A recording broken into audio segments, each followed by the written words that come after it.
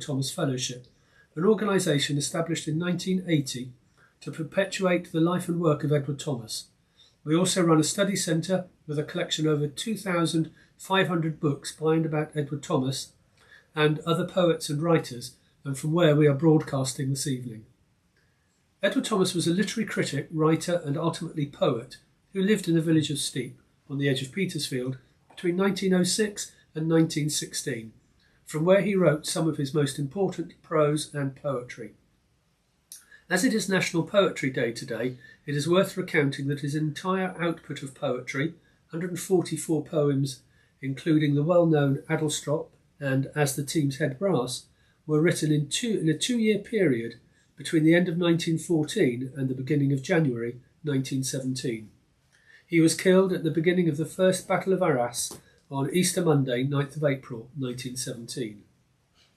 The underlying theme of this year's festival is Edward Thomas's first book, The Woodland Life, published 125 years ago in October 1897, when the author was 19 years of age. We will have an introduction to this book shortly by the eminent literary critic and Edward Thomas specialist Edna Longley, accompanied by Edward Thomas Fellowship member Nick Denton.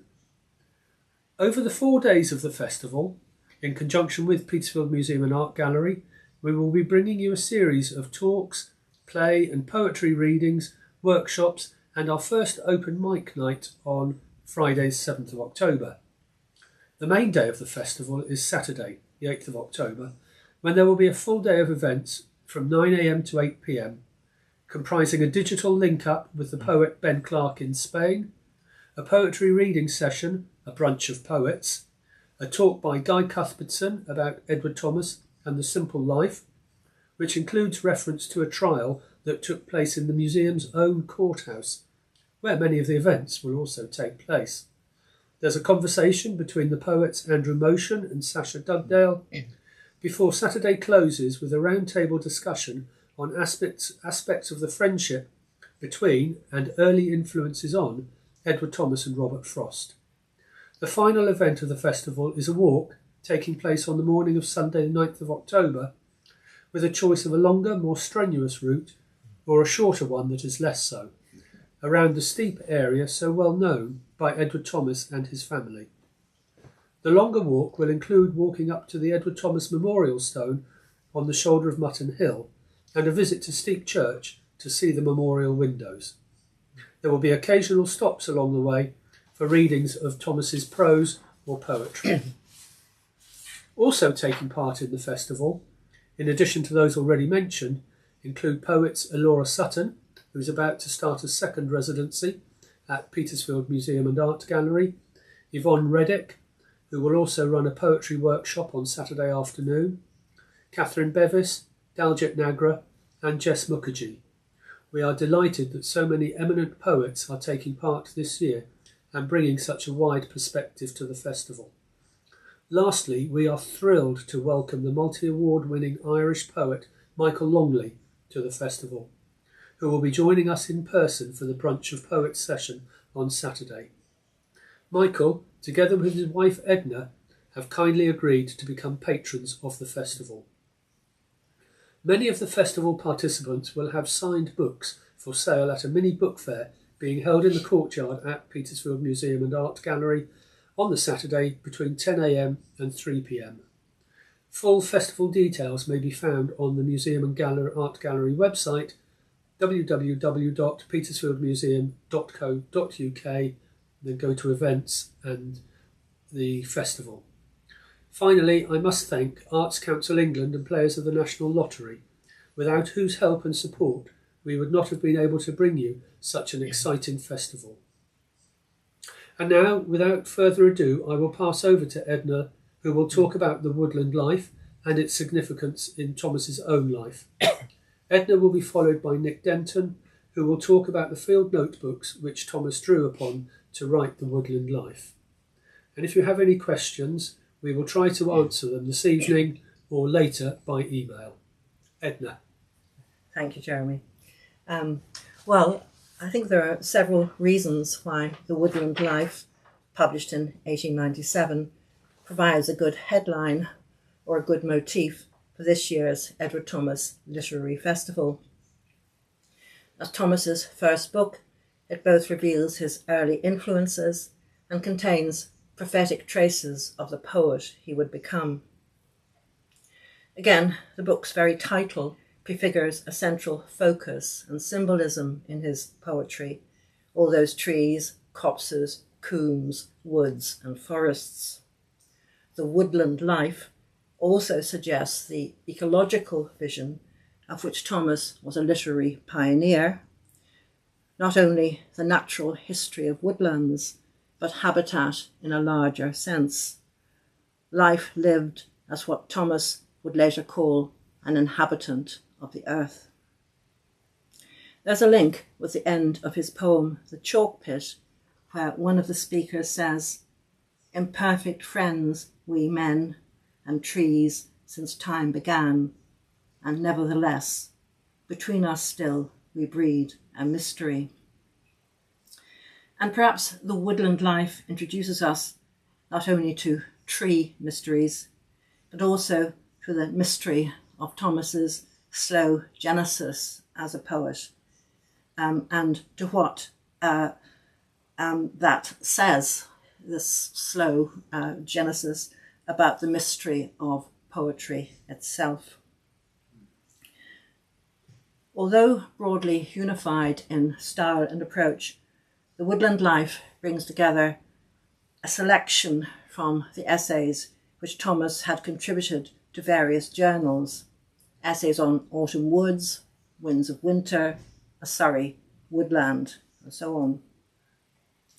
Even before he went to Oxford University, he was already an embryonic freelance writer, a man of letters, or a teenager of letters. A rare parallel, by the way, to Thomas's precocity was the recently published Diary of a Young Naturalist by the Northern Irish writer Dara McAnulty. Indeed, The Woodland Life ends with diary notes, notebook notes on which the essays are based.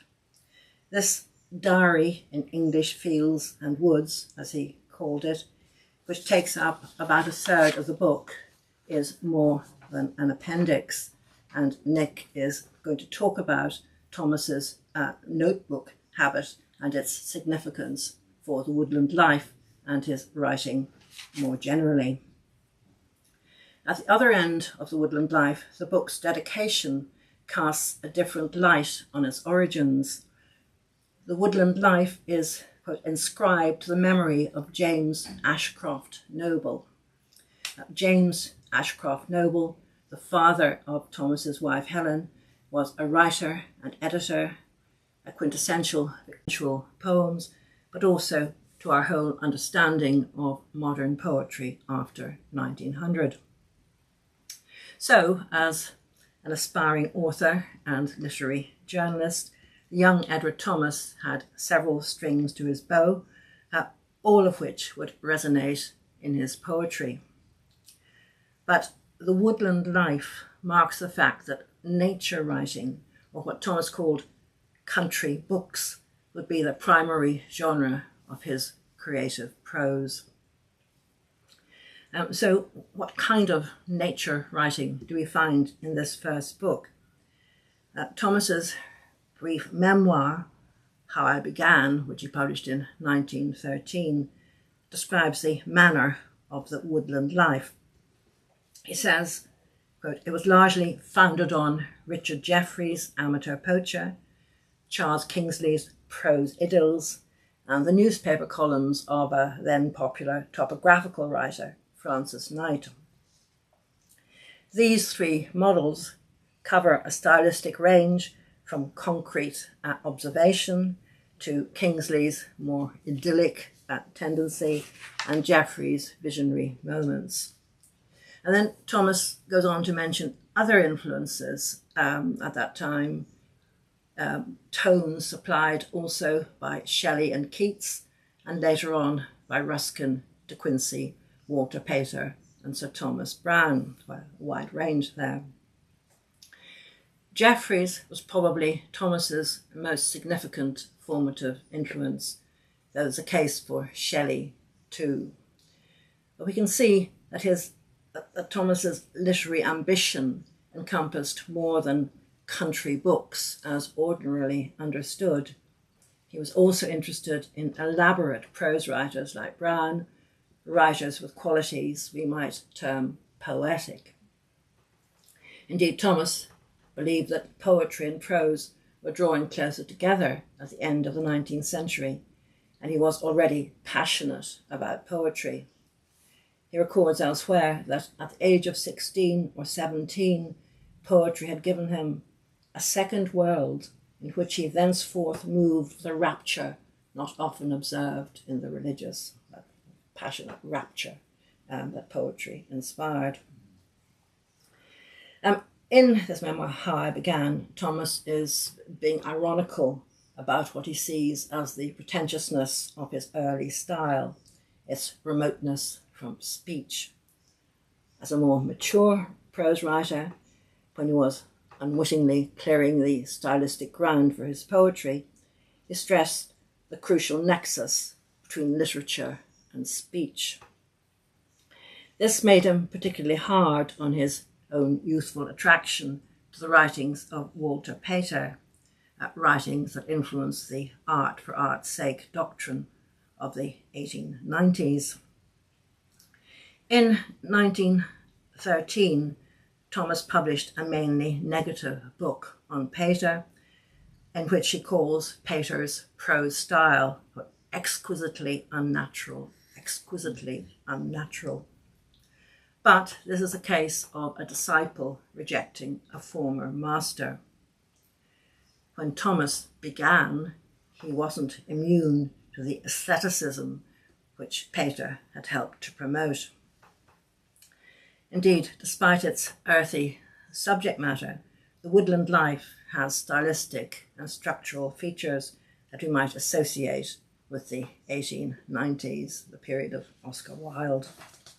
In some ways, it's an exquisitely unnatural nature book. Even the diary notes aren't quite artless. Overall, it's the beauty of nature, the aesthetics of nature, which is to the fore. Correspondingly, Thomas's sentences are carefully sculpted, his adjectives deliberately poised or posed. His favourite adjective for flora and fauna is brilliant, not in our colloquial sense. He calls blue sky the unsullied azure, moles velvety burrowers, birds of prey feathered marauders. And we're told that flowers prank the sward, and that autumn's many-coloured vesture gains a new opulence of splendour. You're obviously relishing those lofty words. Violets, again, are palest and loveliest wildings of the season, and you might contrast violets as evoked in Thomas's well-known poem for his elder daughter, Each Year's First Violets, White and Lonely. Yet perhaps the manner of The Woodland Life also has more promising aspects, which I'll come to after saying a quick word about country books. Thomas knew that to write such books was to enter a highly competitive market. Besides being deeply acquainted with the entire pastoral tradition, from the classics to Gilbert White, to Thoreau, to Richard Jefferies, he found himself reviewing many new works, including, as he lamented, several thousand volumes annually of verse up to their neck in the country. By the early 20th century, reaction against urbanisation had created a massive vogue for experiencing the countryside and for writing about that experience. We may be into a new wave of that now. In 1908, Thomas wrote an essay in which he complained that country books were even colonising other genres. No class of books, he said, is now exempt from announcements of our affection for the country. Perhaps we would now say affection for the planet, obviously a good thing. Thomas's critical thinking about country books is as historically significant as his thinking about poetry, I believe. In this critique to which I've referred, he ultimately proposes that the aim of modern authors should be to show in verse or prose the inseparableness of nature and man, the inseparableness of nature and man. For Thomas, the only contemporary writer who really succeeded in this aim was W.H. Hudson. He thought that Hudson succeeded in combining the naturalist with the artist and in writing ecologically as an inhabitant of the earth. I implied that despite its stylistic excesses, the woodland life might have brought something fresh to this abundant genre of the country book. That might also be something that anticipates Thomas's poetry. For all its mannerism, the book has an immersive effect. As compared with his later country books, such as The South Country, it's almost always evocative, rarely discursive. It hovers on the brink of lyric intensity. And perhaps owing to Thomas's reading of Keats, as well as his concern with natural beauty, the woodland life anticipates his poetry in its sensory emphasis. It celebrates nature's colours, movements, sounds, the wood music of birds and weather. And we also find a few anticipations of specific poems. Thus, a passage about the flight of peewits or lapwings contains the kernel of 2 peewits. Autumn leaves fall one by one, as in Thomas's poem October. And the only chapter that depicts rural life and work, a chapter called A Wiltshire Molecatcher, is Thomas's first go at Lob, his icon of Englishness. Again, rather strangely, the diary can resemble miniature free verse poems or haiku. Very often there's the exact number of syllables for a haiku. For example, cold tits play in the dense foliage with sweet callings like fairy bells. Fieldfares crowding with their racketing cries to the hips in the hedges. So I'm going to end by quoting a diary entry from the Woodland Life, and then Thomas's poem Bright Clouds, written 20 years later when he was both a poet and a soldier. Bright Clouds turns an impression recorded when Thomas was 17 into an image of war imprinted on the English landscape. This is the diary entry. Blackthorn steeped in blossom now, reeds piercing the ripples of the brook, with twin blades curving and meeting like calipers. And now the poem, Bright Clouds. Bright clouds of May shade half the pond. Beyond, all but one bay of emerald tall reeds, like criss-cross bayonets, where a bird once called, lies bright as the sun. No one heeds.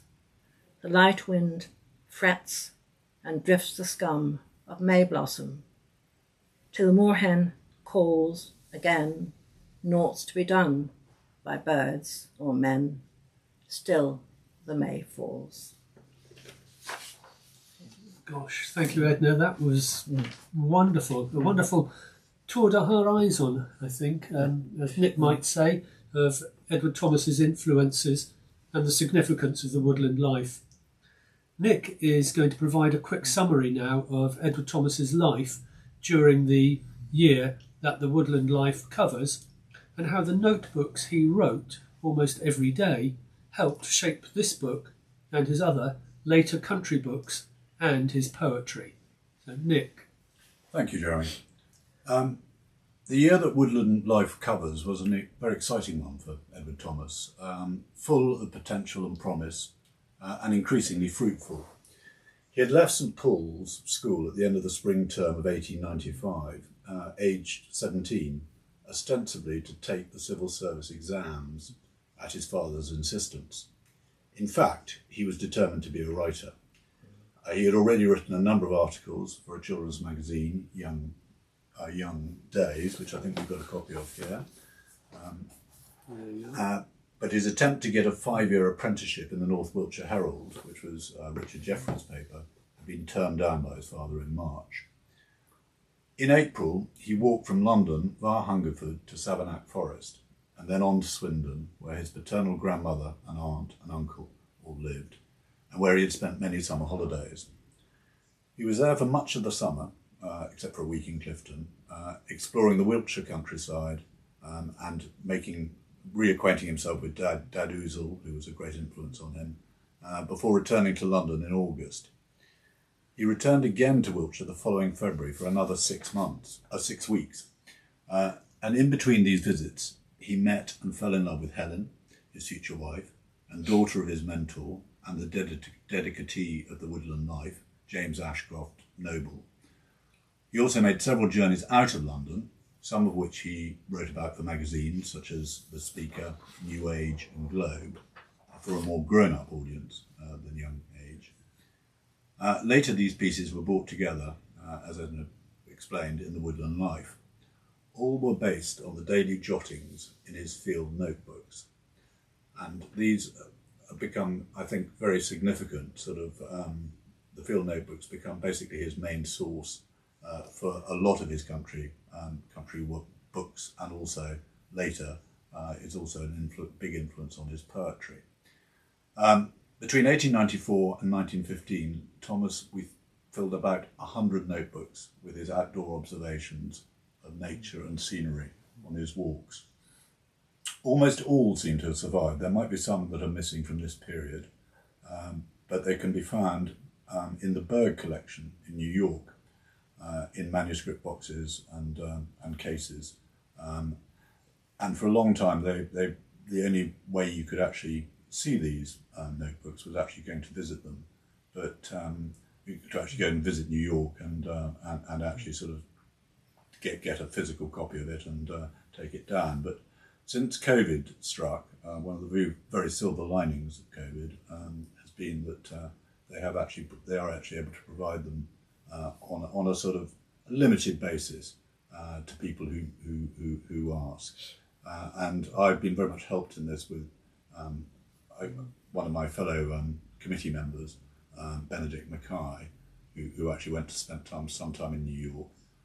And they basically, although some have been explored in depth, and indeed Ben has done quite a number of pages himself, most have never been transcribed in full. So it's a task I'm currently undertaking, and I've done nearly half, and some of which are already available here at the Edward Thomas Study Centre. Now, The Woodland Life, published in 1897, draws mainly on his notebooks from April 1895 to March 1896, 5 in total. Thomas interwove his notes between the essays and the diary at the end, occasionally repeating and often drawing on notes from the same day for both essay and diary.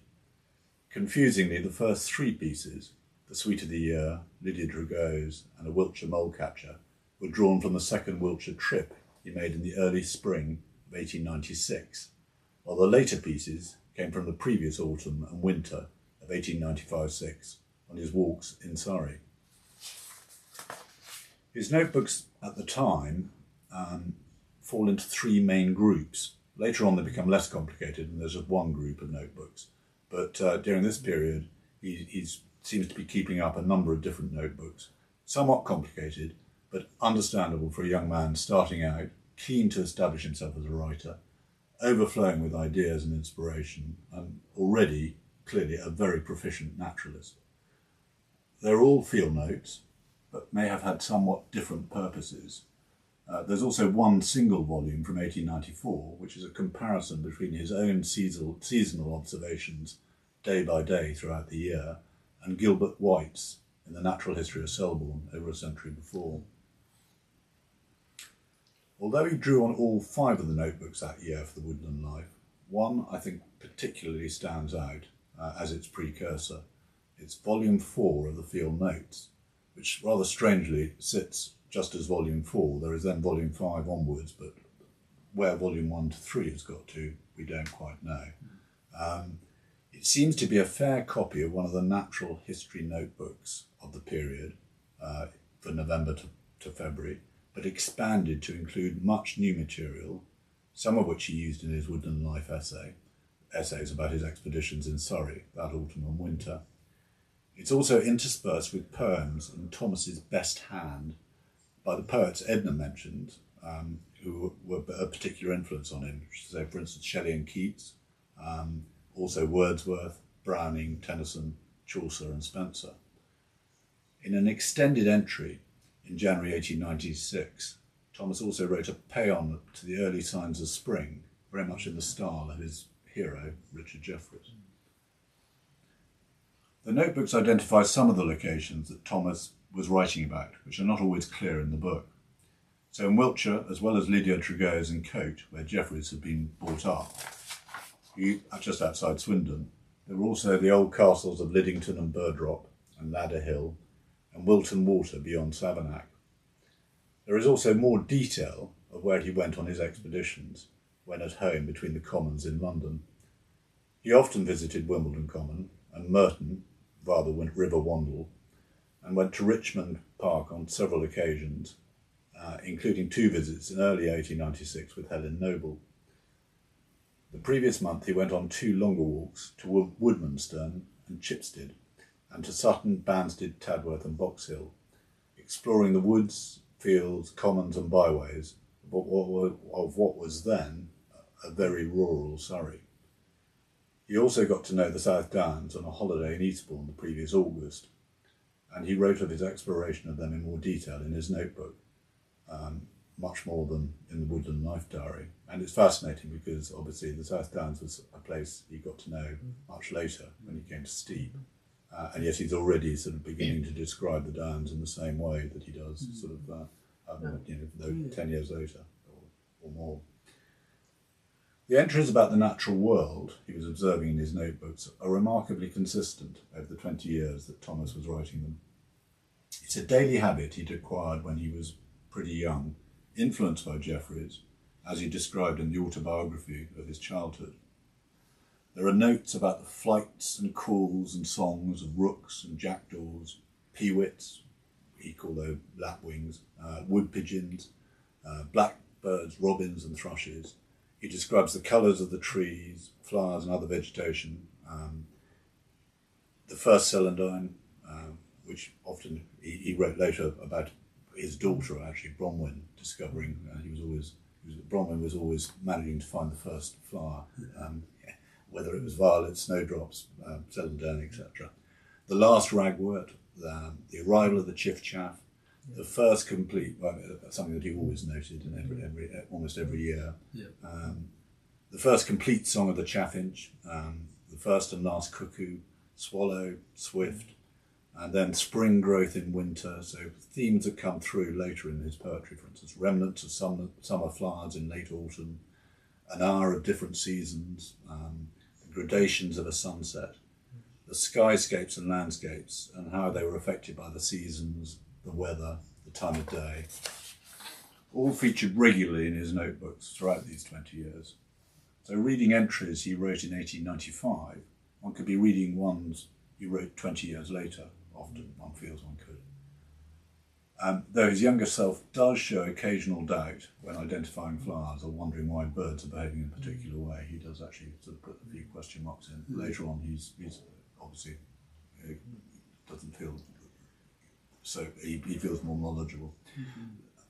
Later notebooks covered a much wider range of subjects, so it doesn't just focus. They do not just focus on the natural world and the views, etc.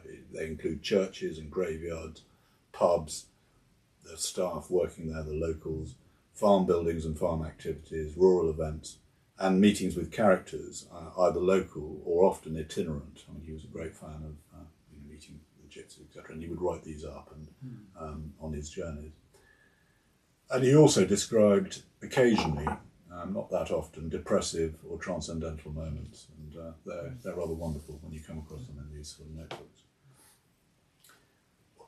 the style of the notebooks does not have the ornateness or, as Edna was saying, the exquisitely unnatural style of some of his earlier prose work. As befitting observations in the field, they're simple, direct descriptions, more akin actually to the later poetry in some ways. To pursue Edna's analogy further, the notebooks provided the unsculpted raw material for his country books. Besides the Woodland Life, also the South Country, the Icknield Way, and In Pursuit of Spring, and also from late 1914 for many of his poems, some of his best known, for instance, Lob, A Private, The Gypsy, Penny Whistle, November, Ambition, Beauty, The Chalk Pit, and many more, basically do have their roots in his notebooks. And as with the Woodland Life, they also provide clues to the specific places that inspired his poems. In conclusion, I'd like to just illustrate the continuity with one of Thomas's poems, It Was a Pond, that drew specifically on one of the notebooks that he actually used for the Woodland Life, Field Notebook 2, linking his first published work with one of his last poems. So on 5th of July 1895, in the Woodland Life, he wrote of hearing the yellowhammer still singing. In his notebook, he specified this to be from Ash opposite Wide Waters. Wide Waters is almost certainly Wilton Water, a reservoir for the Kennet and Avon Canal at its highest point, just to the east of Savernake Forest. It's a beautiful spot. He visited it on at least 2 occasions, I think, and with possibly fishing as an additional attraction. In a previous entry, he links Wide Waters to a favourite style and meadows tinted with red by the sorrel flowers, almost a copper hue, he writes. That summer in Wiltshire, he had also discovered that Lattermath was the local dialect word for aftermath, the second mowing, which left the country looking so green in July.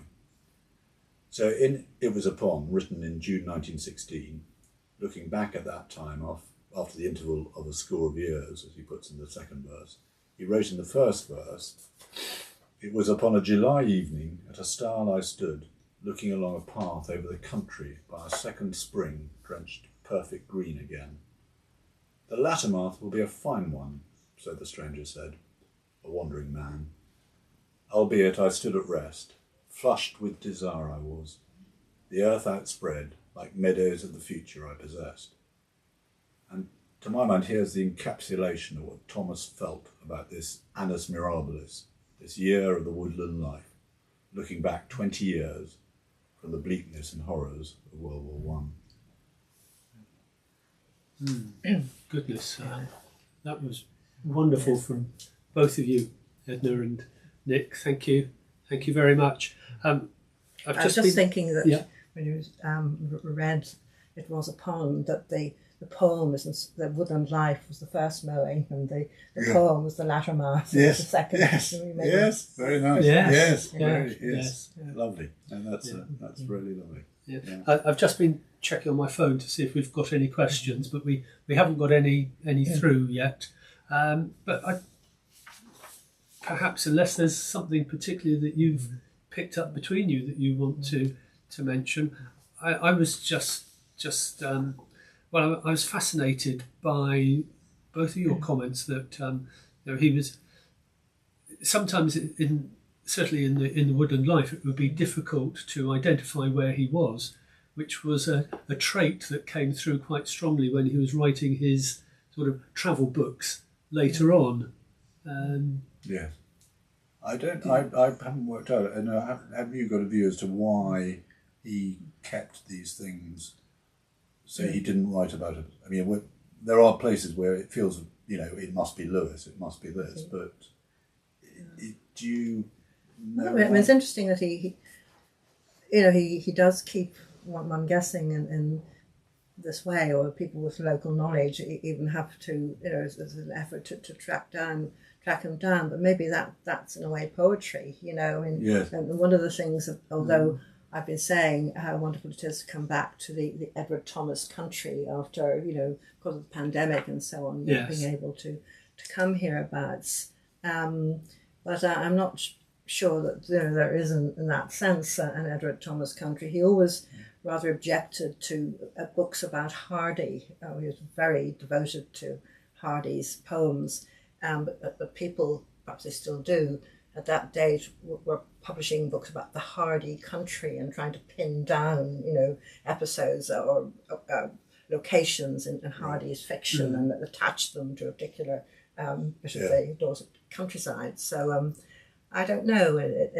He keeps, even the woodland life, he's keeping something slightly mysterious going. Yes. The birds, they have been observed or heard specifically in certain places, but they're also become more universal. Yes, no, and I understand that entirely. But interestingly, from his notebooks, one definitely gets a feeling that there are places that do very much inspire him, and that it is a particular location that has inspired, for instance, some, I'm trying to think of an example. I mean, for instance, the penny whistle. He met, some gypsies in a little Ashdown forest coombe, which he writes about them in the notebooks, and he writes about the kingfisher blue of the caravan and so on. And, beautiful poem. and you can pinpoint sort of where that was from his notebooks.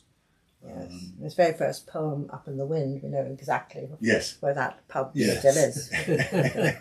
Yes, indeed. Yeah. Indeed. Yeah. No, it is fascinating.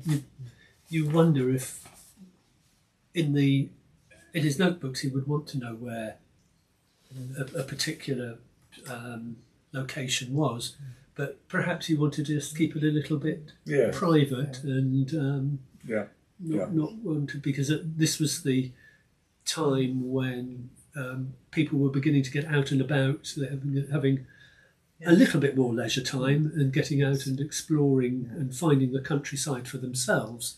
And so I wonder if he was just doing that just to keep them away a little bit longer. I don't know. I think he could get irritated with, when he might have wanted to be by himself in the midst of the countryside, that, hikers from London were again part of this vogue, which was obviously a very good thing, but I think I wrote somewhere once that he felt that fashion had overtaken his passion, Yes. But also with the notebooks, I mean, he puts together poems from different parts of... Adlestrop is the interesting example. He must have gone back to the notebook for that poem, but several things happened on that, different bits of that train journey, and he put them all together in that one wonderful poem. Yes. I mean, in Lob, Lob is interesting because the first section of Lob, he is all around Alton Priors and Alton Bowers and so on, and it's just off the Ridgeway, and he basically does that. They're all the components, but it's within about 2 or 3 miles of walks of the dandelion fields, the sort of the cock on top of the church, etc., and it's so he does definitely use, he takes it from different parts really, and even down there to actually meeting the old man. He actually did meet a 77-year-old who I mean, some have sort of argued might be Lob, but actually I think I managed to track down the fact that he was he was a local farm labourer who lived just round the corner, and he'd been born, so that he was, because he described him very specifically as being a 77-year-old man, and there were only, when looking through the census, there was only one 77-year-old man who it could be. Right. I've got a question that's come through from Frank Colley, and he's asked, how many field notebooks are there? Well, it's over 100. There are 80 of the main ones, and then there are about another 20 or so of different ones. And as I say, I find it quite difficult to work out because he ran several of them sort of, at the same time. Yeah. So it's difficult to know quite what those early ones were all Some of them were these sort of very neat copies, which I think included quite a lot of poetry. Certainly the one Volume 4 did. Maybe he was creating an idea for, I mean, either it was for his own use, or maybe he was thinking that this was something that he could create sort of a published work which would involve his notes and the poetry of his, people like Shelley and etc. But it's difficult to tell. But there are about 100. Yeah. No, thank you very much, Frank. I hope that was helpful. And I think, sadly, I don't want to draw this to a close, but we have a play reading starting shortly, so we need to not quite rearrange this room, but certainly rearrange the tech equipment ready for it. So Frank again has commented saying thank you. It was very informative and interesting, and that he now needs to do more research. And Layla says thank you. She's joined the live stream from California. So that's thank you both, and everybody else for watching us this evening. And we look forward to seeing you again at different times during the next 4 days of the festival. So thanks very much, and good evening to all. Bye-bye. Thank you, Edna.